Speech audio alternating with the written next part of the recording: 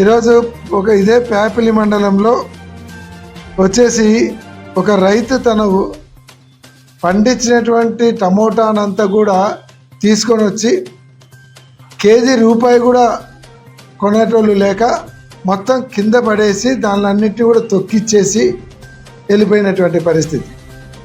ఈరోజు కర్నూలులో చూస్తే ఉల్లి పంట అమ్ముకోవడానికి రైతులు తెచ్చినటువంటి ఉల్లిని సరిగా కొనక బారులు తిరిగే మార్కెట్ యార్డ్ నుంచి బళ్ళారి చౌరస్తా దాటి ఈ ట్రాక్టర్లన్నీ కూడా క్యూలో నిలబడినాయి. అంటే మళ్ళీ వర్షం వచ్చేసరికి ఆ క్యూలో వర్షంలో ఉల్లిపాయలన్నీ తడిసి అదంతా కూడా మళ్ళీ పనికి రావద్దు, మేము కొనమనేటువంటి పరిస్థితి ఈరోజు కనిపిస్తూ ఉంది. ఈరోజు ఎంత అన్యాయంగా తయారైంది అంటే దాదాపుగా 1000 బస్తాలు ఉల్లిపాయలు కర్నూలు దగ్గర ఉన్నటువంటి మునగాలపాడు సమ్మర్ స్టోరేజ్ ట్యాంక్ దగ్గర మొత్తము ఉల్లిపాయలన్నీ కూడా పడేసిపోయినారు రైతులు. ఇంటికి తీసుకుపోవడానికి ట్రాన్స్పోర్టేషన్ కూడా వేస్ట్ అవుతుందని పడేసిపోతే చుట్టుపక్కల ఉండే వాళ్ళందరూ దానిలోనే ఎత్తుకుపోతున్నారు ఫ్రీగా ఎవరి కొద్ది వాళ్ళు. మీరు 1200 ఇచ్చి కొంటుంటే రైతులు దాదాపుగా 1000 బస్తాలు అక్కడ పడేసిపోయినారంటే వాళ్ళకేం డబ్బులు ఎక్కువై పడేసిపోతారా?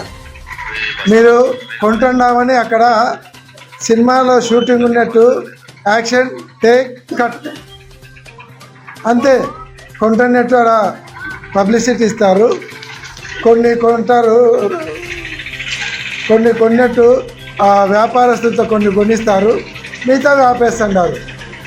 రైతులు అట్లా ఎన్నికి తీసుకుపోలేకున్నారు, దానిని అమ్ముకోలేకున్నారు.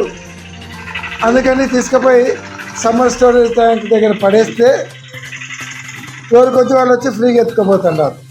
అంటే రైతుకు ఎంత దయనీయమైనటువంటి పరిస్థితులు వచ్చినాయి. ఉల్లి రైతులను కనీసం 1200 పెట్టి కొంటానన్నారు.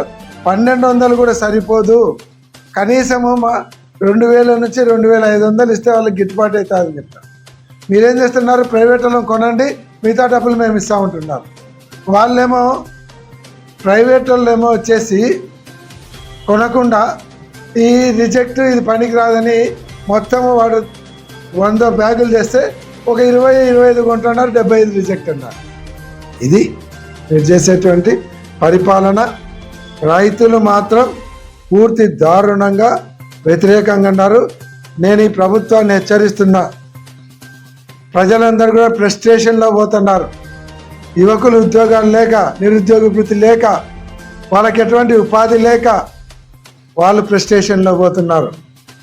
మీరు ఏదైతే ఆడబిడ్డ నిధి ఇస్తామని ఎగరగొట్టారో వాళ్ళందరూ కూడా ఫ్రస్ట్రేషన్లో ఉన్నారు. ఏదైతే మీరు ఉద్యోగులకి ఇస్తామనేటువంటి డిఏలే ఇవ్వకుండా, ఇంతవరకు ఒక డిఏ ఇవ్వకుండా, పిఆర్సీ వేయకుండా, పిఆర్సీ కమిషన్ వేయకుండా వాళ్ళని నిర్లక్ష్యం చేస్తున్నారో వాళ్ళు ఫ్రస్ట్రేషన్లో ఉన్నారు. రైతులకు పంటలు లేక, పండిన పంటకు గిట్టుబాటు ధరలు లేక, ఆఖరికి ఎరువులు దొరక్క వాళ్ళు ఫ్రస్ట్రేషన్లో ఉన్నారు. ఫీజు రియంబర్స్మెంట్ ఇవ్వక, అటు విద్యార్థులకు సర్టిఫికెట్లు రాక, స్కూల్ యాజమాన్యాలకు నడుపుకోవడానికి డబ్బులు లేక వాళ్ళు ఫ్రస్ట్రేషన్లో ఉన్నారు. ఈరోజు హాస్పిటళ్లకు మీరు ఈ ఆరోగ్యశ్రీకి ఇవ్వాల్సినటువంటి నిధులు ఇవ్వక, హాస్పిటళ్ళకు బిల్లులు చెల్లించకుంటే అటు రోగులు కానీ, అక్కడ పోయేటువంటి వ్యాధిగ్రస్తులు కానీ వాళ్ళకి ట్రీట్మెంట్ లేక హాస్పిటల్ వాళ్ళు, వ్యాధిగ్రస్తులు వాళ్ళు ఫ్రస్ట్రేషన్లో ఉన్నారు. వీళ్ళందరూ ఫ్రస్ట్రేషన్ ఎప్పుడోసారి బ్లాస్ట్ అయిందంటే ఆ పరిస్థితులు దగ్గరకు వస్తున్నాయి. ఈరోజు నేపాల్లో జరిగేటువంటి పరిస్థితి రేపొద్దున మీకు వస్తుంది అనేటువంటి విషయాన్ని గుర్తుపెట్టుకోండి. మిమ్మల్ని మీ మంత్రులు అక్కడ మంత్రులను ఎట్లా వెంటబడి కొడుతున్నారో ఆ పరిస్థితి, నేపాల్ పరిస్థితి మీకు వస్తుంది.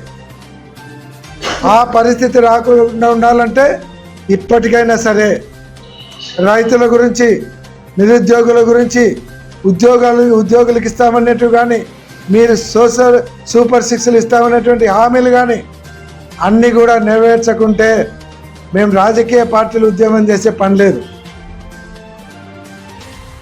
ప్రజలే తిరగబడతారు. నేపాల్లో బంగ్లాదేశ్లో వచ్చినట్టు, నేపాల్లో వచ్చినట్టు నాయకుల మీద తిరగబడి ప్రజలే మిమ్మల్ని వెంటపడి కొట్టే పరిస్థితి తెచ్చుకోవద్దు అని ప్రభుత్వాన్ని మేము హెచ్చరిస్తున్నాము.